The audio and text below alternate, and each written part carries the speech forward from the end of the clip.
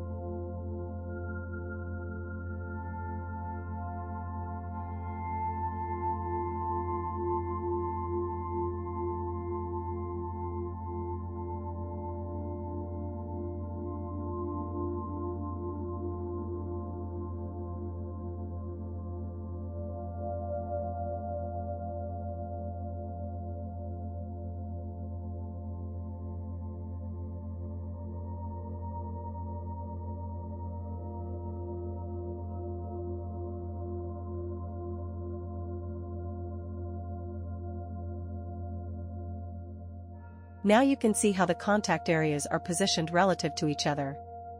Once the margin lines have been properly established and verified, the next step is to begin positioning the teeth next to one another. At this stage, we are not focusing on creating tight contacts yet. Instead, our objective is to arrange the teeth in their correct anatomical positions while maintaining proper alignment and emergence profiles. As we move the teeth closer together, pay attention to the proximal surfaces and make sure they approach each other naturally. Avoid forcing the teeth into contact too early, as this can lead to overlapping geometries and unrealistic anatomy. The goal is to create a clean foundation where the teeth are correctly positioned first.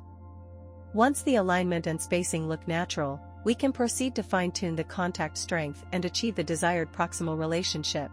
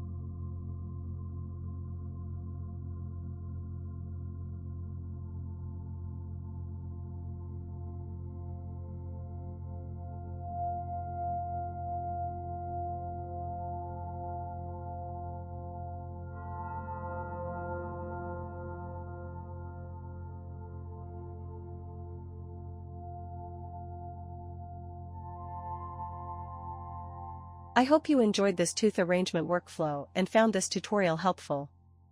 If you found value in this video, please consider supporting the channel by subscribing, liking the video, and sharing it with other dental technicians and Exocad users. Your support helps us continue creating high-quality educational content and more advanced Exocad tutorials. If you're interested in collaborating with us, have project inquiries, or would like to discuss professional opportunities, feel free to contact us via email. We'd be happy to hear from you.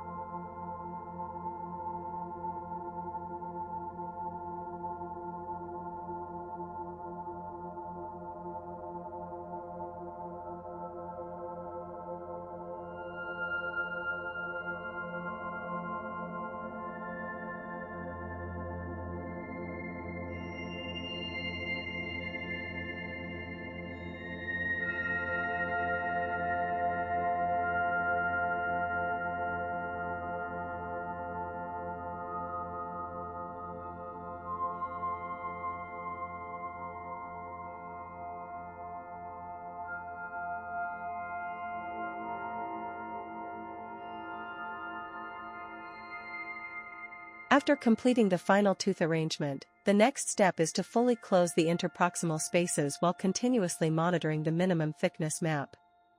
At this stage, the contact areas should appear completely closed, but we still need to ensure that the restorations will seat properly after manufacturing. To achieve this, go to the Adapt tools and select Cut with Disc. Reduce the disc thickness to its minimum value and carefully position it exactly within the contact area between the teeth. By creating this extremely precise separation, we maintain the appearance of a fully closed contact while preventing excessive interpenetration of the restorations. This technique is especially useful for e.max and zirconia frameworks because, after milling and sintering, the restorations will seat much more predictably on the prepared teeth without requiring excessive chairside adjustment. Therefore, always begin by checking the proximal margins and refining the spacing until you achieve the ideal balance between close proximity and proper separation.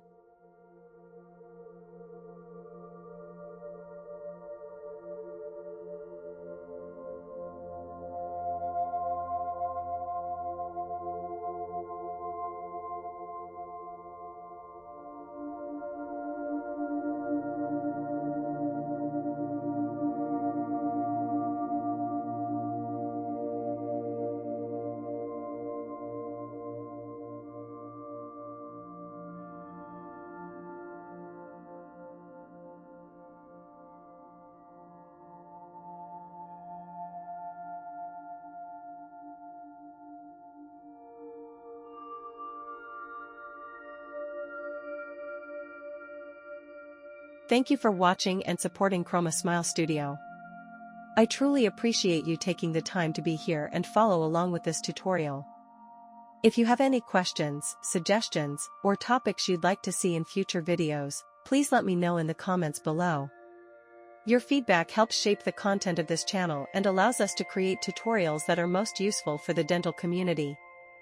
Let me know what you'd like to learn next, whether it's Exocad workflows, advanced crown and bridge design, implant restorations, smile design, or laboratory tips and tricks.